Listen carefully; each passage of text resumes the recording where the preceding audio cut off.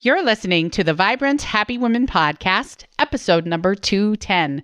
We're talking all about conscious, connected, respectful parenting. Stay tuned.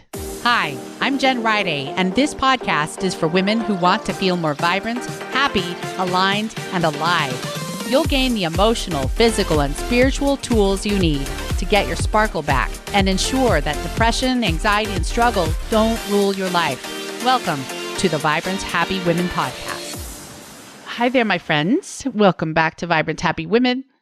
I'm so glad you're here because I'm talking with one of my favorite people on the planet. She's been on the show before. It's Dr. Laura Froyen from episode 93. She is back to talk about respectful, conscious, connected parenting. In this episode, she'll be talking about the behavioral model of parenting, which many of us grew up with, which many teachers and administrators and social situations still adhere to, and kind of the new model, which has a lot of research and science to back it up, and that is the compassion/relationship model. Many of you have heard of Dr. Shivali Tsarberry, who wrote the book Conscious Parenting. It's very popular. Well, in this episode, Dr. Laura will be talking about several other research-based books that give you practical tools that will help you as a parent. Oftentimes, when parents engage in the obedience or behavioral model, we expect kids to listen. That's our number one goal. We worry, oh my gosh, my kids aren't listening. But what happens down the line when we adhere to that model? More often than not, if there's not a lot of warmth and connection with that obedience process, we as adults don't feel safe or secure sharing our true selves with our parents who adhered to that model. The new model, in contrast, emphasizes the relationship, the connection, the gooey, sticky, yummy warmth of connection with each other before obedience. And that fosters self-love in a child. And those children grow up and don't have to relearn how to love themselves and don't have to relearn as much how to be self-compassionate. And if we're doing it right, those children grow up and want to keep sharing with us and revealing their true selves to us because they feel safe in the relationship. I don't know about you, but I know which one I am working toward. Having grown up with the obedience model, I have maybe further to go than many people, but I am making good progress. Well, Laura and I discuss all of this and more in this episode. I share some personal details of how I've thought about my husband and my kids and how I'm shifting my thinking. And I think you're going to learn a lot, especially things that will help you strengthen your relationship with your children or with other important people in your lives. So let's go ahead and dive in. Hi, my friends. I am with one of my favorite people, Dr. Laura Froyen, today. Laura has a PhD in human development and family studies with a specialization in couple and family therapy. She's also a peaceful parenting and respectful relationship coach and a self-compassion advocate. Laura helps parents get clear on their goals and values so they can begin prioritizing the things and people that truly matter and begin living in alignment with their deeper purpose. I love that bio. Welcome back to Vibrant Happy Women, Laura. Oh, it's so nice to be back here with you. So everyone, if you don't know, Laura was with me 2.5 years ago almost, on episode 93. You can go back and listen to that. It was awesome. And today we're going to talk about parenting. So Laura, tell us a little bit about what you're doing in the world and how you're working with parents and the context in which you're gaining your expertise, because you are totally an expert in my mind. Yeah, so I was a practicing couple and family therapist for 6 years, and I was also an academic researcher for a couple of years before I kind of left that academic world and started my practice as a parenting and relationship coach. And so I help families find their balance. If they're couples, I help them reconnect and kind of come back to why they were with each other in the first place. For parents, I help them go from feeling confused or lost or powerless in their parenting role to feeling more empowered and in control and confident and, most importantly, connected with their kids. So I do this in a number of contexts. I have an online class that I'm teaching, and I work one-on-one with families, both locally in my community and then kind of around the world too. That's awesome. I know I've heard you on Anna Sewald's podcast, the Authentic Parenting podcast, and you're starting your own as well, right? Yes, I'm working there. Yes, I think that's going to be getting off the ground soon, I hope. But yes, I am a regular guest on Anna Sewald's podcast, Authentic Parenting. Yeah, we'll link to that in the show notes. That's a really great parenting podcast. Well, Laura, let's shift and talk about thoughts, feelings, actions, and results in the context of parenting. So you and I both know that the TFAR model was kind of started through cognitive behavioral therapy. And tell us more about how our thoughts or our stories about our kids really create the reality of those relationships. Yeah, so none of us are in isolation within our families. So, my background is in human development and family studies, and at my heart, I'm a family systems theorist. And the family system theory tells us that none of us are in isolation. We're all embedded within this context. And so, when we are kind of in our head thinking and telling ourselves a story about our kids or our partner or even about ourselves, we're not alone in that process. Kids are biologically designed to be really in tune with us because we're their safety net, where that comes through in our tone of voice, in our actions, and even in kind of the atmosphere of the relationship, the kind of the tone of the relationship. And so even if we are kind of saying all the right things, if it's not coming authentically from us and we don't kind of believe what we're saying, we might be saying super positive things like, my dear, I would really, like you to help me pick up these toys. If we're telling ourselves the story of my kids never help me, I have to do everything alone in my head, that comes through. And our kids know we're not being real with them.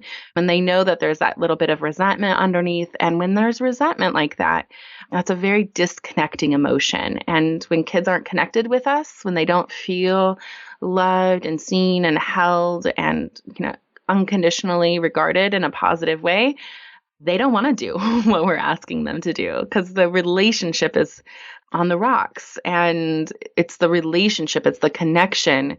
That's where we get our power with our kids. Wow. This is this is huge. I mean, I don't think I've ever heard anyone put it quite in those words, but that means phrases in our minds like, oh, I can't stand being a mom, or these kids are driving me crazy, or, these common phrases that we see in social media that moms and dads pick up on that we think are normal. Oh, mommy needs her wine. How do you think those affect kids? I mean, have you seen that in your practice and in your parenting groups? Absolutely. Or even in my own family, when I'm in a stressed and overwhelmed state of mind and I'm feeling kind of resentment towards my family or towards my obligations, we can sense that. And I'm sure you felt that in your partner too. So sometimes it's easier to think about when we felt that coming off of someone, when we felt like that they feel overwhelmed or they feel hard done by, kind of radiate off of them in their interactions, even if they are saying kind of all of the right things. And yeah, so those parenting, just the things that we say, I need my wine. When is it going to be wine o'clock? Or, gosh, there's not enough coffee in the world to handle this child. Or, just all of those things really affect the way we see our kids and our families and our lives. And the other thing too is that our brains are built to be really good at picking out what we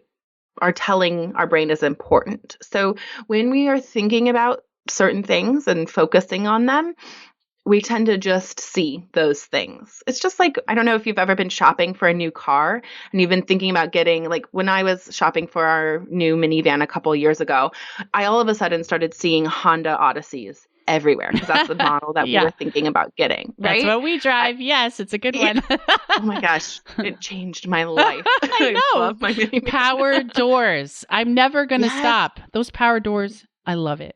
Groceries. The ability for a kid to be able to get into themselves, Yes, I'm with you. I'm with you forever. But I don't know if you noticed that when you were thinking about it and it was on your mind, you saw them everywhere. And that's what happens when we're focusing on the negative aspects of our lives. We see them everywhere. If we're thinking all the time about what a wreck our house is and how messy it is, that's all we see. We don't see the positive interactions. We don't see the fact that, yes, there's craft materials out, but this beautiful creation that our child poured their heart into is also there. We gloss over those things because our brains are primitive brains and they're wired to see the things that we're telling them are important. And so by changing our focus, changing our thoughts, and really being kind of firm with ourselves that we're going to focus in on these things that we want more of in our lives, then we will start having more of those things. Wow, this is huge. And so I think I feel like taking this in a vulnerable direction with myself. I'm tempted to gloss over it, but let's go here, Laura. So you guys might know or might not know that when my marriage was at its worst, Laura came to work with my husband and I in her home for about 6 sessions. And she is amazing because we had done some family therapy before. We had done some marriage therapy before, and Laura's awesome. Well, that is a preface to the fact that I have had a story about my marriage for a very long time, that it was terrible, that it was dysfunctional, that my husband was insensitive. By extension, when our 2 oldest boys started to do things, I had a story of, I have really hard kids. They have a blend of ADHD and autism and depression and anxiety, and that's all true. What would you say to someone like me or anyone else out there listening who has these stories of, my relationships are hard, my kids are hard? How do we start digging out of that very negative story? So the first thing always is noticing.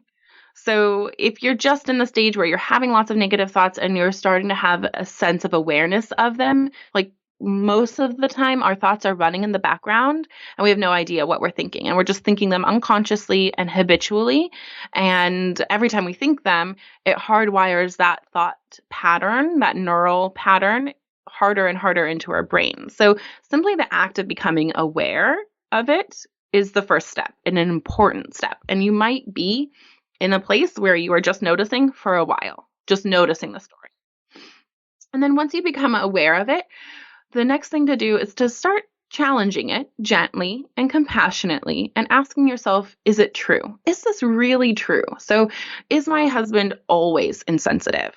Or are there times where that hasn't been the case? All right, so this is my story. My husband's insensitive. Now I'm going to be an investigator and I'm going to look for times that contradict that message, that story.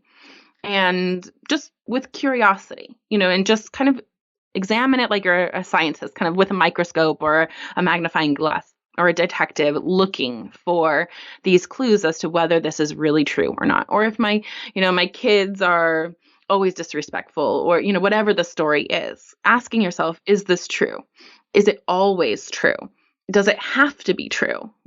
Those good questions. And I think Byron Katie is the person who asks those questions a lot in her work. I don't know if you know her. So examining whether it's true and then trying on a new thought. So how would I change if I thought this in this moment? What would it change, for me? And then I also always like to encourage the people I'm working with to tap into compassion for the person that they're telling the story. We all need to be really compassionate to ourselves, and we really have to work on that because it's hard to be compassionate towards others when we are lacking our own self-compassion. Sometimes because it can feel inauthentic when we haven't filled our own compassion reservoir, but mostly because it's draining. So tapping into compassion for the person that you're having this narrative story about, thinking about that they're probably doing the best they can with what they know right now, and that all humans do well when they can. No human wants to live a life of disconnection and discord, and they're likely at that point in time doing their very best, and they likely just need other resources or support, either from a therapist or, who knows what they need, but just that idea of they're really doing the best that they can with what they know and what their own life experiences can be really powerful in kind of changing your attitude or your posture towards something or someone. And then when we do that, relational dynamics theory tells us that when we shift our position or our posture, it lets other people have a little bit more room and freedom to shift out of their positions. So when we soften it gives somebody who's maybe hardened and defensive an opportunity to soften too safely. That's really, really beautiful. And so as you were sharing that, I was thinking about what step am I on? I think I became aware of what was happening. That was one of the greatest gifts of my boys having the struggles they had.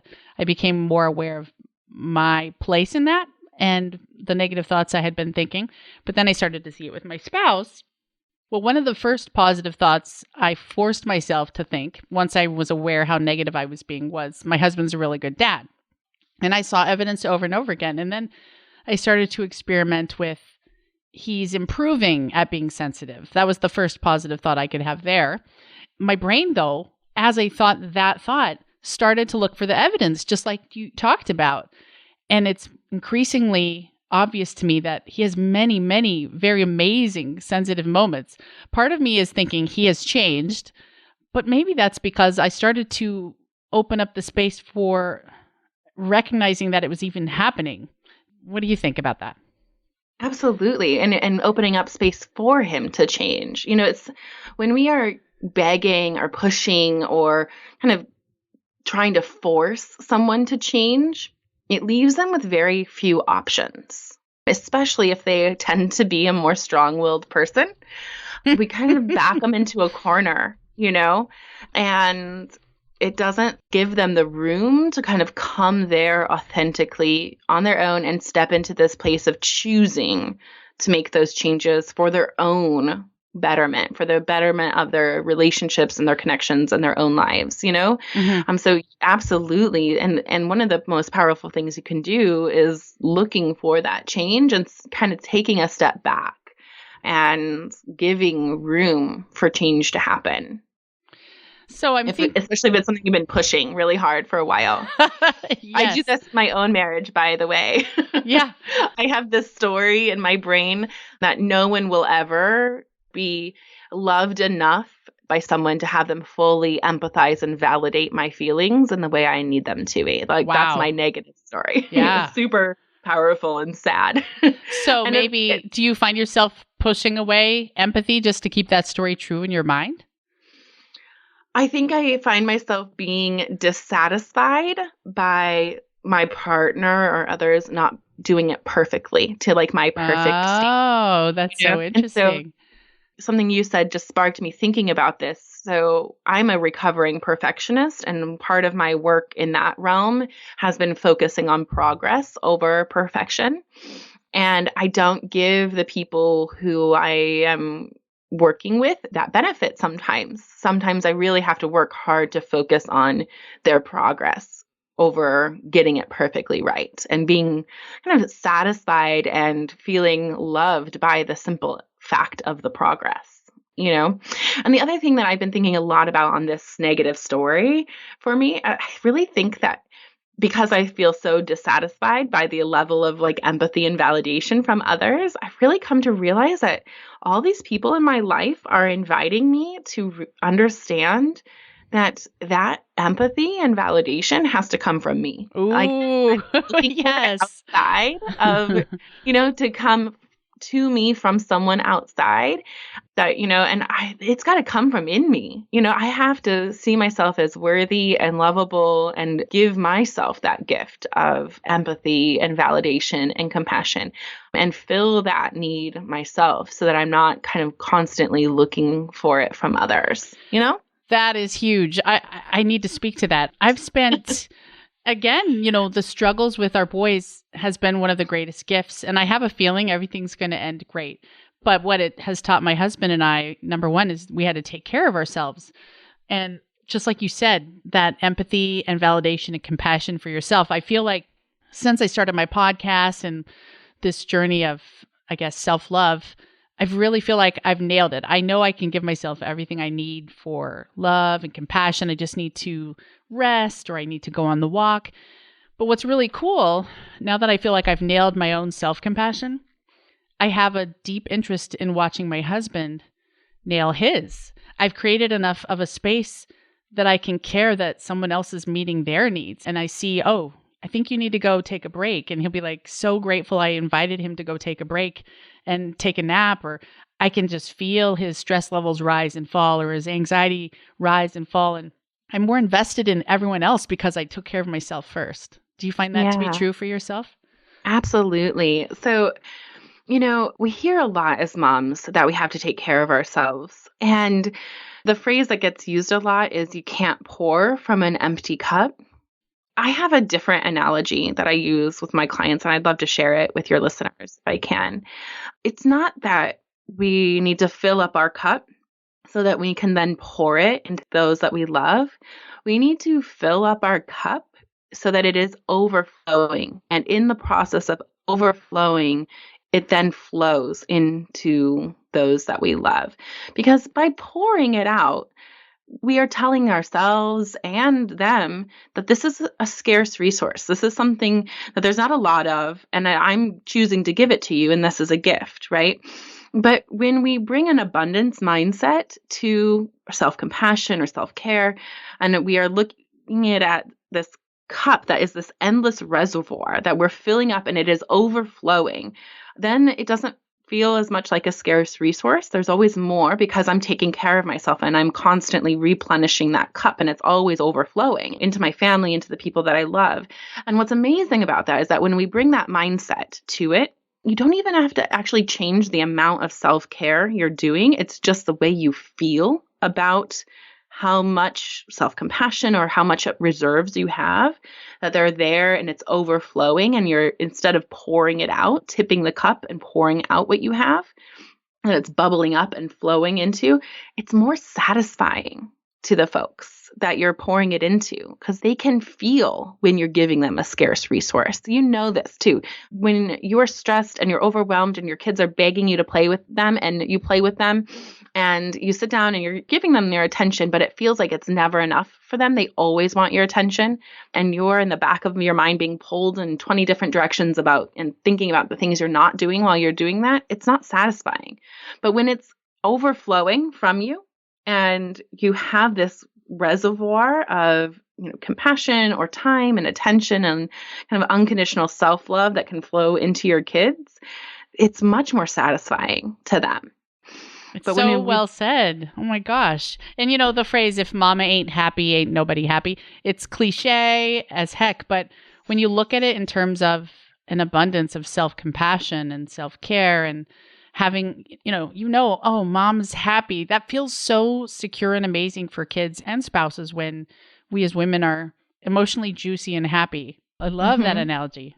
My mind is churning on that because that's exactly what's happening here. I've become so adept at taking care of myself. I know that nothing could happen emotionally that I couldn't handle because I've practiced the tools so much of taking care, allowing myself to feel, to heal. That's a really secure place to bring to my family. And I never thought of it before. So thanks for helping me see that. What about families that perhaps like mine, with my kids having diagnoses of various sorts? I have a friend who has a son with ADHD, and her story very much is that he is so hard, but her daughter is such a joy. And that pains me to hear her share that story, because how would it feel to be on the receiving end of that? So how do we balance this idea of having a story about our families when kids have been given diagnoses? How do you juggle that? Oh, this is so hard. So I have a similar situation. I have one kid who just came out challenging. Me too. She has a difficult temperament. She's always has had one, and she probably always will be. And she's also very much like me. So almost fun. all of my parenting triggers are focused on her. She elicits them. And I have this other child who is a joy. And I mean, she'll do things that the other one would do, and I'd be so mad. And this other one will do them, and I just feel like laughing because she does it in a way that doesn't trigger me. So, I mean, I think sometimes we do have a kid who's more difficult. And I think one of the best things that we can do is to buffer that difficultness by finding ways that we can connect and have a piece of joy in our relationship with them. The thoughts are a big piece of that. So again, examining, Are they always difficult? When aren't they difficult? When do things feel like they flow between us? And looking for more of those times. So for my one who's more difficult, with her dad, he and she find that like when they're wrestling or roughhousing together, kind of that flow together where things are easier. Whereas she and I find that while we're doing art together. And so finding those places where you can love your kid and really kind of unconditionally show that love, in a really real way to kind of buffer how hard it is sometimes. Because sometimes kids are hard. Sometimes we're hard in kind of relationship with the kid. A kid isn't hard on their own. Most of the time they're hard because they're bumping up against expectations that they don't have the skills or tools to meet, right? So that most of the time when kids have a hard time, they're having the hard time because they're not able to meet expectations that are being placed on them right then. And those expectations come from us or from society or culture or from teachers, And so I think recognizing that too. I'm taking this certification course with Dr. Ross Green. His method is called Collaborative and Proactive Solutions. And he has a few really fabulous books that teach this collaborative problem solving process. The biggest piece that I help parents in this work is shifting how they see their kid. Most parents, when they have a kid who's struggling, see their kid as defiant or willfully not doing the things that they need to do. And we really have to shift how we see those kids, really having the mantra within your head, kids do well when they can. Kids want to do well. They want to please us. They want to stay connected with us. And if they could be doing better at that moment, they would be. And we can usually pretty much rest assured that if they could be doing things differently right then, they would be. And partners do well when they can. I mean, we're all doing our very best most of the time. And when we're not, when we're having struggles and when we're looking bad, it's usually because we're bumping up against a place we don't have the skills or tools or practice or knowledge or background to be able to kind of look good in that situation. Yeah. Wow. Kids do well when they can. I'm thinking about, so I'm going to go back to my story because I know it the best. From day one, I definitely got more calls from the principal, more emails from the teachers about my kids. And so how do we cope with this idea that still teachers and society works from norms? And if people are neurodiverse or behaviorally diverse or mental health issues, whatever, they don't always believe the idea that kids do well when they can. How do you help your kids when society's telling you they're not doing well? You know what I mean? Yeah, I think that it's the teachers and society and the school that need to make changes in those cases. So I have no problem advocating for my kid, getting in there and saying, and part of this is because I have my PhD and I can kind of throw the weight of my diploma around a little bit. So I share the books. Dr. Ross Green has one for teachers. It's called Lost at School. I give that as gifts to principals and teachers who need it. Wow, Laura, you rock. I love this. Okay, so you're giving me permission to kids. be. Yeah. Okay, I hear you. These are our kids. These are our people. And we still have these vestiges of these old behavioral models. And kids, humans are not pigeons or rats or dogs. Like we're not, Skinner and Pavlov, these are the grandfathers of psychology and behavioral psychology specifically. And most of the interventions that are happening in schools these days are behaviorally based. And we are not dogs. We have, ingrained like animal responses, but we are wired for connection. We are wired to learn socially and in relationship with people. And the modern research is catching up with this now. So we're having great researchers out there doing good work and getting into schools, and things are changing. Teachers do well when they can too, and principals do well when they can. And we might all be needing to learn something new and different together because none of us grew up with a compassionate, and respect-based parenting model. Most of us didn't. Most of us grew up in a place where, kids do what adults say, and that's what you do. Parents know their kids, and it's okay to share the knowledge that you have of your child and what works for them with the educators that you're working with or the professionals. That's cool. And in defense of teachers, I know that teachers are stretched so thin, and mental health issues are something like 4 times higher than they were just 15 years ago. So Absolutely. I can't judge the teachers, of course, but no. yeah. So I grew up, both of my parents were school teachers. I have the utmost respect for teachers, and they sacrifice so much. They spend their evenings grading papers. They spend their own money on supplies for their classrooms. They're amazing. And they're doing the very best that they can too, just like our kids, just like all humans. We all do well when we can. And, we talked earlier in the conversation about changing our thoughts. Maybe that's the easiest first thought. Everyone is doing well when they can. Everyone's doing the best that they can. And just go from there. It's so much easier than the critical thought. Yes, right? Yeah, absolutely. It's beautiful. Well, so you mentioned that many teachers and society in general are still working from Skinner and Pavlov and the behavioral model. Can you talk more about the kind of the compassion model you've been hinting at with Dr. Ross Greene's work? I'm not sure it's specifically Dr. Ross Greene's, but there's lots of folks out there who are shifting to a more relational-based approach to parenting. So most of us were raised under the obedience model where kind of parents, tell kids what to do and kids do what parents say. I think parenting methods are kind of starting to catch up with science on the fact that taking an approach to parenting where at the very core, your biggest goal is to preserve your relationship with your child, to have a relationship that is warm and unconditionally loving and connected. And that through that relationship, one that's grounded in respect and compassion, your child will want to stay aligned and stay connected with you. And as a result, you'll gain cooperation from them.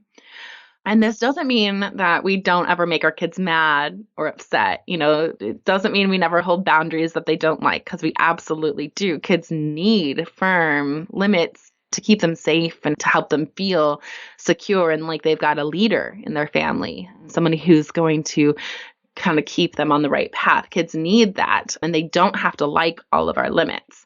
It's the way you hold a limit, you holding it with warmth and compassion. So if you're saying that, it's 20 degrees outside, I can't let you go to school in shorts. I can't. And they're really upset with you.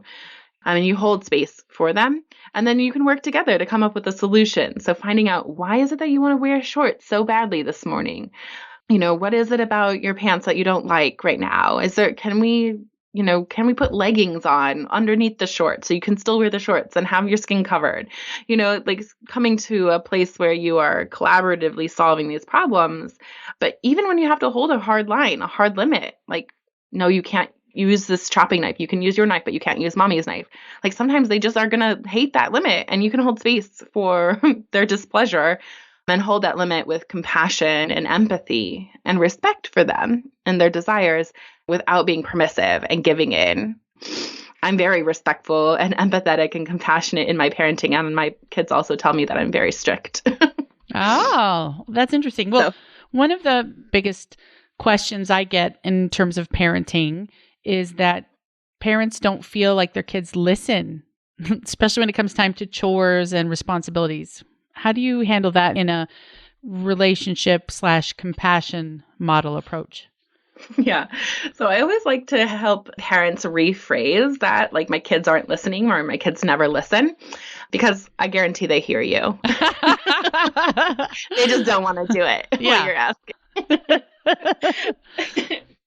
So once we rephrase that to my kids won't do what I tell them to do, which is really what we mean, we see that there's an obedience mindset there, right? That I should be able to tell my kids what to do and they'll do it kind of without question, and they'll just kind of obey me. And so working to step away from that model that we know really doesn't work very well. And we know that because we can look at our own relationships with our parents. Often, if we were raised in that obedience model ourselves, oftentimes we don't feel safe sharing our true selves with our parents, or, we don't feel like they've got our backs, or we don't feel like we were loved unconditionally as kids. Now, as adults, we're, Jen, you seek out your podcast to learn how to love themselves unconditionally and to learn that they are worthy of gentle treatment, compassion, and respect. And we have to spend a lot of time in our adulthood undoing kind of what happens at the cost of getting your kids to listen. So that's something to just think about. That mindset shift is a big one.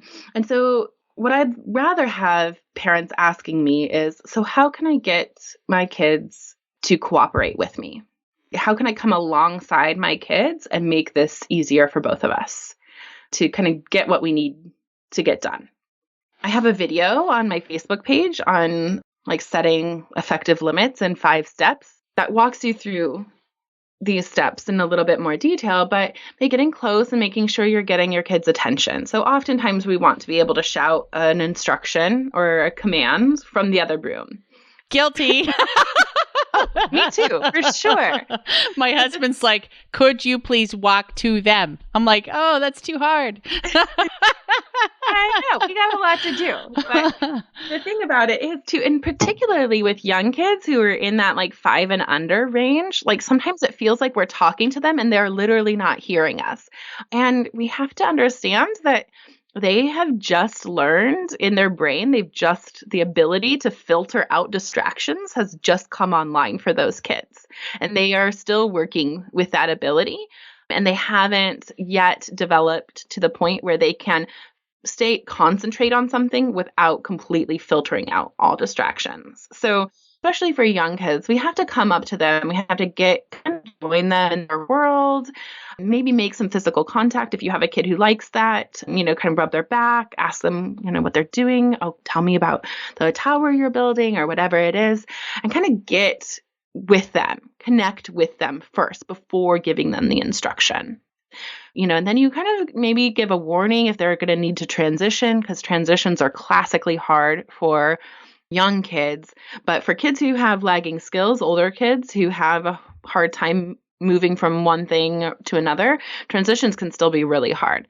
So coming in and helping them, let them know and help them get prepared that a transition is coming up. So, in a few minutes, it's going to be time to put these things away and wash your hands for dinner.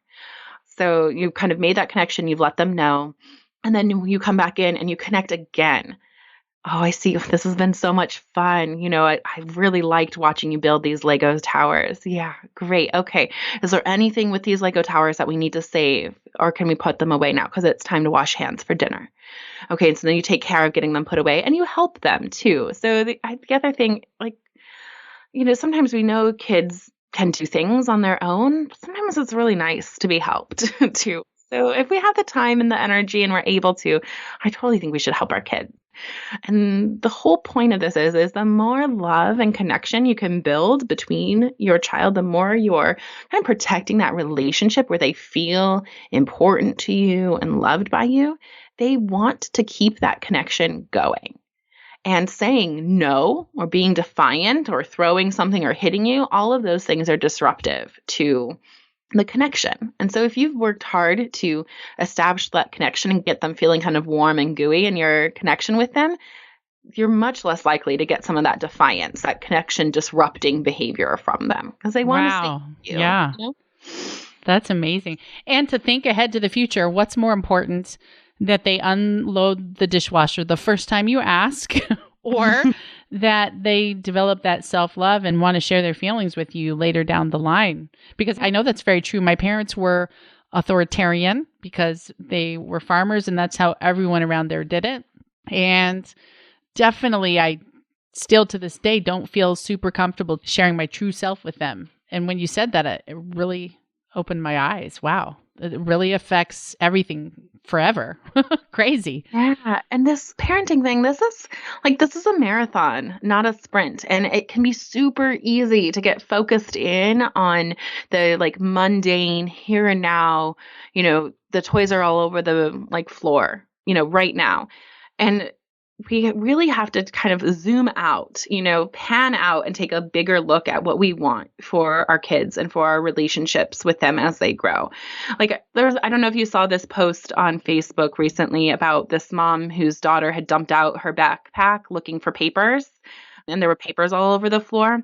And she used the love and logic method, which is one that is very control and obedience based. It pretends to be empathetic and compassion based. And I think some people can implement it in a very compassionate, warm, loving way, but most of the time it's not done that way. So I kind of made a counter post to that. And in it, I talk about how we want to, when my kids have a problem like that, where they've made a mistake or, they've had a human moment where, they're having a hard time, I want them to know right then, I want them to learn some really powerful lessons from me, that their mom has their back, that when they have had a human mistake, that they are still worthy and deserving of kind treatment and compassion. That when they're in trouble, when they have something big and they're overwhelmed, that they've got someone who will come alongside them and help them. Because right now, like it's papers on the ground, or it's toys all over the floor, or it's a spilled glass of juice, on your carpet. Like these are the big issues right now. But in 10 years, it could be drinking at a party that they weren't prepared for, or a partner who's pressuring them for sex and they don't know what to do, or that they got really behind on a project at school and now they're worried about failing. I want my kids to know that they can come to me. They don't have to hide those things. They don't have to lie about them, and know that their mom is going to help them out. Not bail them out, but help them out. Wow, that's amazing. And that's built now. That's built now when they're 4 and 5 and they're having tantrums. We build that trust now. So what would be your top 5 favorite books that can teach us or help us improve relationship-focused parenting method?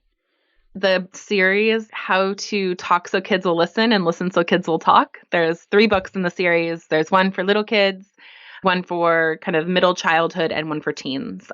So those books are fast, easy reads. They're super accessible. They have great summaries at the end of the chapters. And they even have cartoons depicting the different methods, which the dads I work with really like. Oh, nice. Oftentimes dads won't read a whole book, but they will read cartoons. That's graphic great. novels. Yeah. So that series of books is wonderful. If you have a neurodiverse kid or a kid who's having lots of kind of challenging behaviors and you're working with folks to try to understand them and how to make their world a little bit easier, the book Beyond Behaviors by Mona Delahook is new, and it has kind of all this new science on how we really need to be looking beyond behaviors and focusing in on a relational-based approach with kids.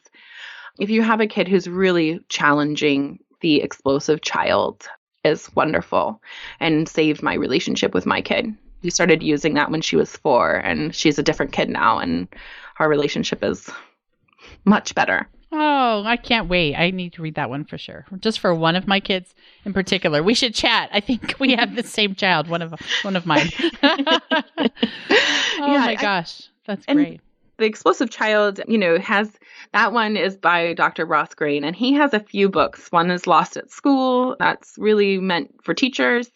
And then one that is kind of for typical developing kids called Raising Human Beings, which is also wonderful and kind of teaches that same method, but from a perspective of, maybe kids who aren't quite so challenging. And so, Laura, these books are awesome. Also, you have a respectful parenting course coming out. Tell us about that. Yeah, it's called Respectful Parenting 101, and it's kind of an introduction to this relationship-based way of being with our kids, how you can set limits. It helps you figure out which limits you need to set and how to hold them with empathy and respect so that you can help your child and you have the relationship that you're wanting with them. So you can let go of yelling or harsh punishments, let go of reward charts and sticker charts, because all of those things will go by the wayside, and it'll be you and your child working together. You'll get to know yourself and your child on this deeper level that's really satisfying. That sounds heavenly. Connection is just something I'm so interested in lately, but I wouldn't say I connect with my kids as deeply as I want. So it sounds great. And that's all online, your course?